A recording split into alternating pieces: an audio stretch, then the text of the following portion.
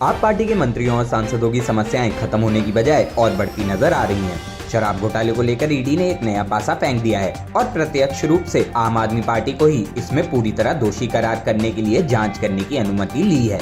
केंद्रीय जांच agency ED ने कहा है कि दिल्ली आबकारी नीति मामले में राष्ट्रीय राजधानी दिल्ली की सत्ताधारी आम आदमी पार्टी को आरोपी बनाएगी। ये अपने आप में पहला इस तरह का केस बनेगा जिसमें एक राजनीतिक पार्टी को आरोपी बनाया जाएगा। कॉर्पोरेट के मामलों में तो ऐसा पहले भी हुआ है, लेकिन राजनीतिक पार्टियों को कभी आरोपी नहीं बनाया गया। ऐसे में सवाल उठता है कि इसका क्या असर होगा। दरअसल सुनवाई के बीच में ये आया कि कोर्ट की तरफ से जांच एजेंसी को कहा गया था कि आप ये कह रहे हैं कि इनके पास पैसे नहीं मिलेंगे क्योंकि बेनिफिशियरी कोई और है। ऐसे में फिर बेनिफिशियरी कौन है?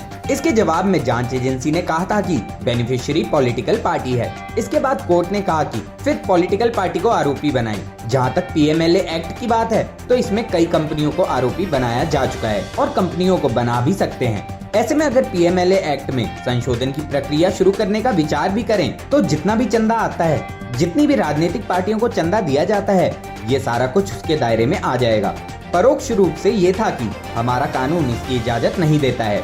जब एक्ट ही इसकी इजाजत नहीं देता है तो फिर आप किसी राजनीतिक पार्टी को कैसे आरोपी बना सकते हैं? कंपनी है तो तब तो आप 100% सीसीएस के अभियुक्ता बनेंगे, लेकिन जहां तक राजनीतिक पार्टियों की बात है तो एक्ट उसकी इजाजत नहीं देता है। सबसे बड़ी बात तो ये है कि अगर ईडी और सीबीआई ने साथ साथ केस रजिस्टर किया तो वे दोनों एक साथ अलग अलग तरीके से उस अपराध की जांच कर सकती हैं, क्योंकि चार्ज तो मनी लॉन्ड्रिंग का ही लग रहा है कि पैसे इस चीज के बदले लिए और यहाँ खर्च किया, यानी परोक्ष तौर पर घूस के पैसों को मनी लॉन्ड्रिंग के दायरे में लाकर खर्च कर रहे हैं। एक हकीकत ये भी समझनी होगी कि राजनेताओं पर भ्रष्टाचार के मामले कभी नहीं टिकते। आम आदमी पार्टी अब नेशनल पार्टी हो गई है।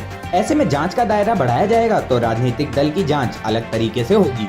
अगर राजनीतिक पार्टी दोषी पाई जाती है तो देखना ये होगा कि चुनाव आयोग कहां तक जा सकता है और किस स्तर तक कार्रवाई की जा सकती है।